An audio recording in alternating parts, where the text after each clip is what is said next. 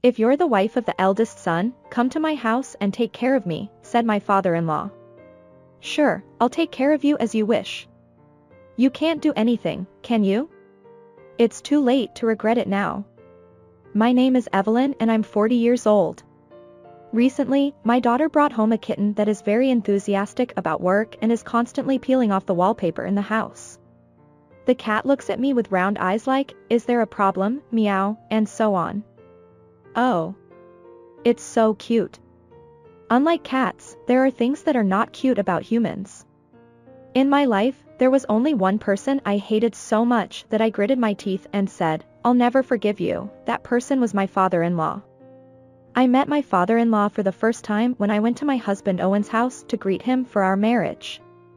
My husband's parents' house is in the countryside of Nebraska, where you have to cross a long farm road to finally see the house. It's natural not to lock the house, and even I, who grew up in the countryside of Nebraska, was really surprised. However, the most surprising thing was his father. My husband had told me in advance, "My father is a little strange, so don't worry about it. You can ignore him." According to my husband, he's not human, he's a monster. I was nervous about what kind of monster would come out, but he turned out to be an exceptional talent beyond my imagination. When my husband and I were led to the living room by his sister Aurora, her father shouted, "You guys. Did you come in through the front door?" According to her father, only his wife, my husband's mother, and the head of the family, my husband's father, are allowed to use the front door, and other humans are supposed to use the back door. I didn't understand why I couldn't use the front door at all, and I was stunned, but my husband and his sister sighed as if they were fed up with it. Apparently, his sister also thinks her father is a nuisance, just like my husband. Even though I didn't know much about her father, I realized in just a moment that he was a monster. When her mother came from the kitchen and brought us tea while apologizing, her father sat down as if it were natural. Her mother also handed the tea to her husband with a familiar touch. Our tea was not handed to us, but placed on the table. No, I didn't want to drink it by hand, so it didn't matter. Somehow, the scene looked very strange. After a brief self-introduction, my husband's sister asked me, "Are you a web designer, Evelyn?" Aurora also seems to be working in IT, and the conversation was about to get lively. My husband's father said, "It's ridiculous for a woman to work. You can't work like a man, so you women should just have children and contribute to the family." My husband's father looked at us with disgust from the bottom of his heart and sighed, "Oh," in a deliberate manner. I could tell that my husband's sister was in a fighting mood, and my husband's mother calmed her down. "Ugh, Dad, go over there. I don't need your permission to marry my girlfriend." The air in the room froze in an instant. "You're the eldest son, but you're still a child. It's 100 years too early for you to stand up to your parents. Your brain is 100 years old, isn't it?" His sister burst out laughing at my husband's words, and his mother desperately tried to calm her husband down. What is this home drama? This stubborn father is actually a sentimental family man, and his favorite food is cookies, rather than alcohol. I knew from the first episode that it wasn't that kind of scenario. In the end, my husband's mother worked hard to please my husband's father by bringing more sweets and carrying alcohol in between. If I marry into this family, will I become like this too? I shuddered. Still, my husband and I got married. It took courage to marry into that family, but when my sister-in-law and my husband's 3 people met later, they promised to protect me if anything happened, which gave me a boost after the wedding.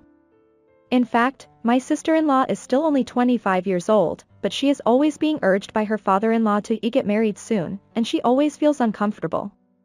My husband has been told since he was a child, "You're too girly. You're too kind to women," and he left home when he went to high school. Actually, my mother-in-law also realizes that my father-in-law is wrong, but she seems to be reluctant to leave him because she has been with him for so long. She also told me that she would not let me do that, even if she had to work hard for her husband. Everyone except my father-in-law was normal, so I was able to prepare myself and move forward with the marriage. After that, we only met at the wedding, and my husband's arrangements meant that we never had to visit his parents' house again. For years after our marriage, my husband's grandmother passed away, and we went to the countryside for the funeral. The ceremony itself ended without incident, but a problem arose when we had a party with all the relatives after the funeral, perhaps due to local customs. "You, take me a glass of wine." Huh? Suddenly, my father-in-law from the back seat called out to me and told me to take him a glass of wine. He seemed to be a little drunk, but I was more concerned about being ordered around by someone who didn't even call my husband a you. "I'm not your wife." Irritated, I take him a glass of wine, and my father-in-law drank it with satisfaction. Immediately afterwards, "You finally showed up, you unfilial child." I was once again filled with frustration. I'm not even raised by you, so how can I be filial? Are you still working outside? Yes, I am. I'm still doing it. You're still playing at work without showing the face of a successor. You can't live without being supported by a man, can you? If it weren't for the funeral, I might have said, "I've been living on my own until I met your son," or something like that. When I was silent, my father-in-law seemed to think he had gotten the better of me and started talking happily. "You know too, don't you? After you turn 30, you're past your prime as a mother. If you make a grandchild with aging genes that can't do anything, I won't forgive you. Normally, it's about time for the eldest son's wife to propose living together. I've been waiting for you for so long, but you haven't said anything, so I was going to give you a lecture today." Perhaps because he was in a good mood, my father-in-law's voice became louder at that moment. My sister-in-law, who was clearly angry, put her foot down between me and my father-in-law. "Shut up. Don't say outdated things." "What did you say?" "You're cheeky to your parents. That's why you're almost 30 and still have no prospects for a wife. Look, your cousin and second cousin have gone home with their husbands." With that, my father-in-law stood up and pointed to her cousins and second cousin. Thanks to that, everyone's attention was focused on us, and my husband and my mother-in-law, who was talking with relatives in the distance, seemed to have noticed the commotion. "Owen's wife and Aurora, you can't do anything but act like you're all that. You women should just listen to what men say quietly. Why don't you understand that having children is your job?" In our day, everyone knew that as a matter of course. "Hey, Owen. Can you hear me? Return this wife with no good points to her parents' house right now. We don't need a stupid woman with a declining ability to have children." Anyway, it seems that there are more people in this house who agree with my father-in-law's opinion, and my sister-in-law and I were laughed at by all the relatives. Even my sister's cousins and second cousin were mocking my sister-in-law. I felt sorry for getting her involved in this because she helped me. My husband rushed over and shouted at his father, "What are you saying to my wife?" and took me and my sister-in-law out of there, but he couldn't drive because he had been drinking. We had to call a taxi and leave the countryside. My husband and sister-in-law apologized to me many times, and I felt more sorry for them. When I think back to my father-in-law's words, "I'm right," which he said as if he were giving a solo performance. Should I quit my job? I wonder. Later, I received an apology from my mother-in-law for leaving my side at that time. Everyone except my father-in-law is really kind to me. My husband thinks that children are a gift, so there is no need to force them to have children. But what does my mother-in-law really think? It's only natural to want grandchildren. One day, my father-in-law suddenly came to our house. We had only told my mother-in-law our address, so both my husband and I were frozen in place. "What's up with you, Dad?" My husband's voice was a little high-pitched. "It's not you I need," he laughed. "Your mother-in-law has been hospitalized. If you're the wife of the eldest son, come to my house and take care of me. If you refuse, I'll make you divorce." My husband couldn't help but shout, "Are you kidding me?" I didn't understand what he meant for a moment.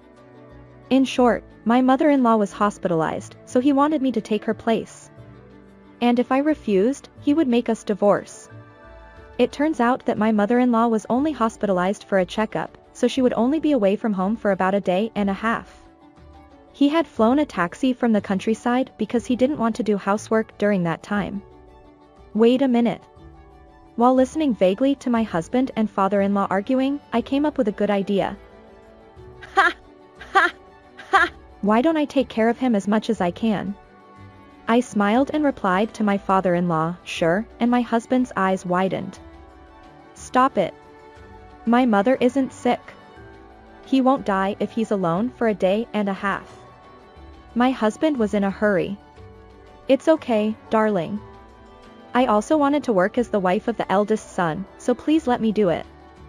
I smiled, and my father-in-law rubbed his chin with satisfaction, saying, has the wife of the eldest son finally realized her position? My husband agreed with a worried look, saying, then I'll go too. And so began our day and a half of filial piety. When we arrived in the countryside in my husband's car, it was time to start preparing dinner. Even though we were supposed to have come back together, my father-in-law urged us to hurry up and eat, saying, is dinner ready yet? In this house, it seems that I have to make dinner while I'm in the car. I'll buy the ingredients, so please wait a moment. I'll make it soon. I answered, and my father-in-law snorted and said, then prepare the bath first and then go.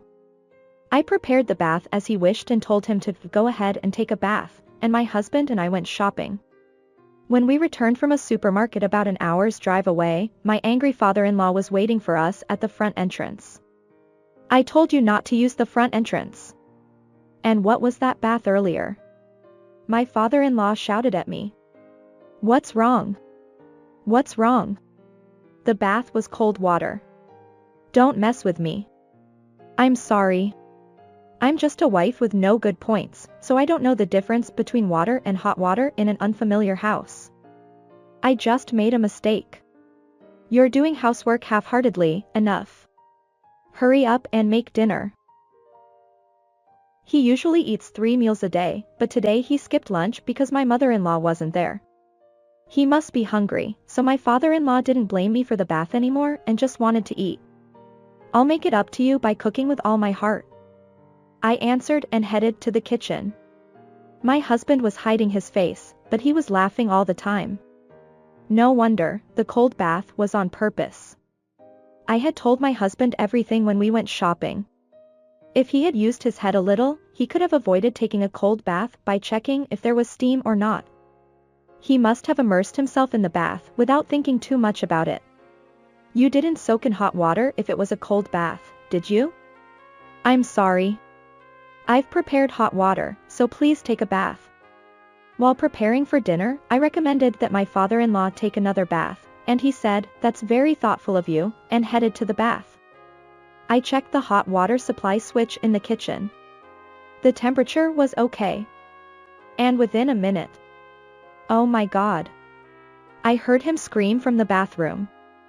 My husband couldn't help but ask, what happened, and went to the bathroom on purpose. I'm a woman. I didn't want to see my naked father-in-law, so I asked my husband to go. My father-in-law was screaming, the bath is hot.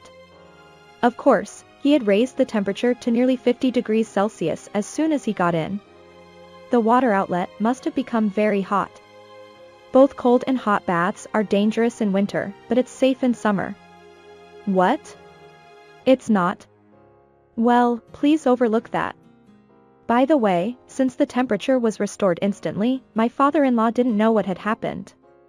My father-in-law, who returned to the living room exhausted, asked, why did the bath suddenly get so hot? And I answered, is it because it's old?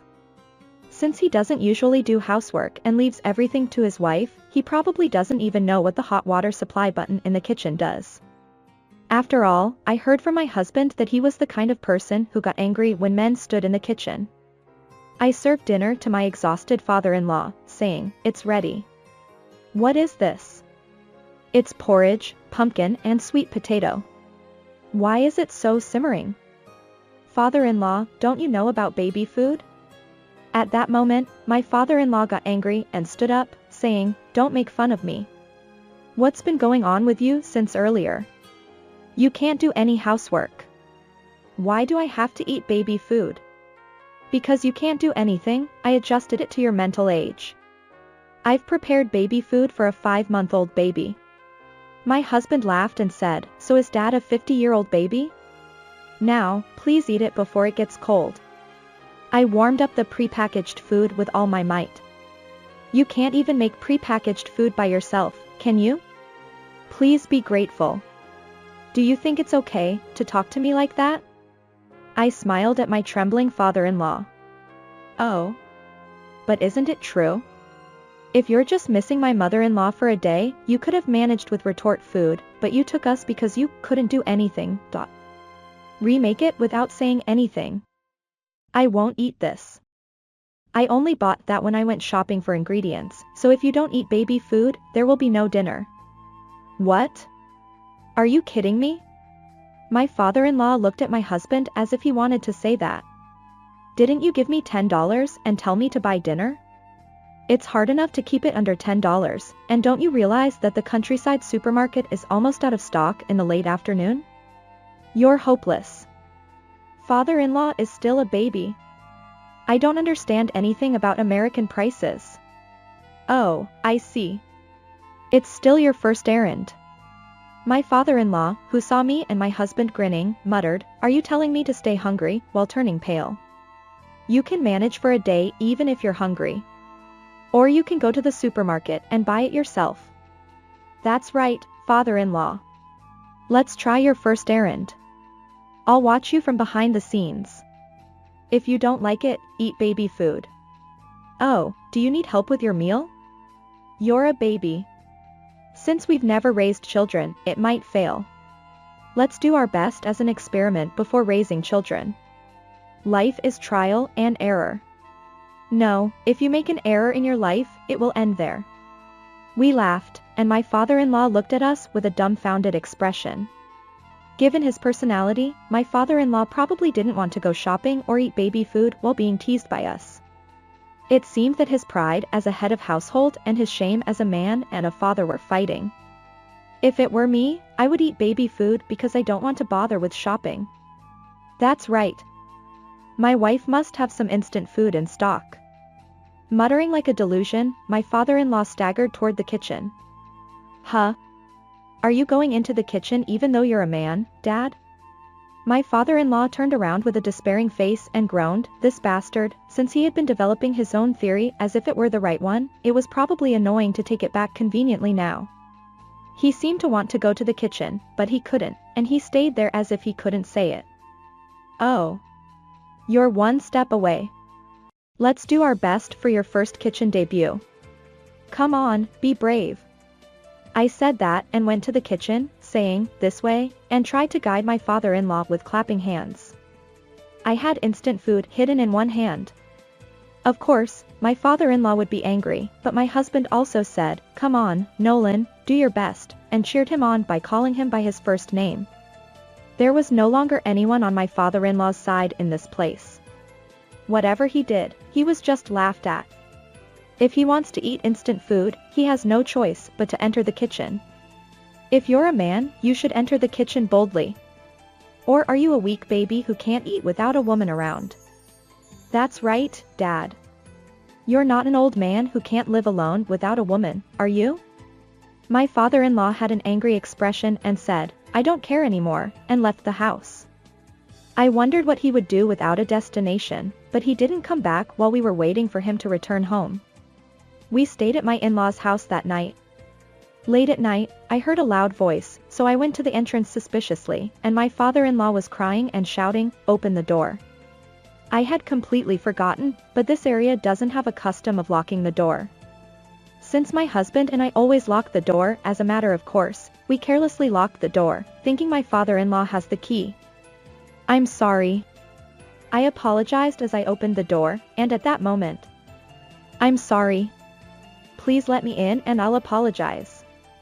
My father-in-law apologized. Apparently, he thought he had been locked out. Even though this area is where wild creatures hold meetings at night, he may have felt uneasy even though he was from the countryside. The accidental lockout had a tremendous effect, and my father-in-law seemed to have repented. The next day, when I told my mother-in-law about what had happened, she thundered at my father-in-law, "Don't bother your children who have left the nest with trivial things." After that, my usually gentle mother-in-law gave a more than 3-hour aggressive lecture, and divorce was hinted at. It seemed to be an anger that my father-in-law had never seen before, and since then, the head of household father-in-law has disappeared, and he has been doing housework while watching my mother-in-law's facial expressions. Male chauvinism is probably inherent, and it is not completely improved, so sometimes the words that irritate women are mixed in, so my husband, my sister-in-law, and I decided to keep our distance from my father-in-law. Years later, my sister-in-law also got married and had a child at the same time as my husband and me, but my father-in-law still hasn't seen his grandchild. My mother-in-law instructed us not to let him see his grandchild because she didn't want her grandchildren to have an old-fashioned way of thinking. I think my father-in-law has already repented enough, but if male chauvinism is completely cured, I want to introduce my daughter to him. Probably that day will never come. After that incident, my sister-in-law thanked me, saying, I was trying to protect my sister-in-law, but I might have been helped. Thank you for rehabilitating my stubborn father. My father-in-law aside, my mother-in-law and sister-in-law have been getting along well since then. By the way, I thought that I wouldn't be able to work after having a child, but fortunately, I was able to continue working even after giving birth. It was thanks to the fact that my boss became a woman at the time of my pregnancy. I was considering resigning, so I'm glad that I can still do what I want to do in the future. Thanks to the increase in work style options such as remote work, I have more time to spend with my child. Well, my child has been obsessed with kittens lately. My husband and I repeat the days when we complain while looking at the wallpaper scratched by the kitten. It was a new house, and there's still a lone left, and are completely charmed by the cute kitten and the smile of our child, and forgive them. Oh well, you can scratch the wallpaper as much as you want. Let's work hard. But then I saw my child carving the wall with a sculpture knife she bought at school, so I take back what I said. Oh, a new house. I sigh, but my mouth loosens at the heartwarming sight. I want to protect such happy days in the future. That's what I think.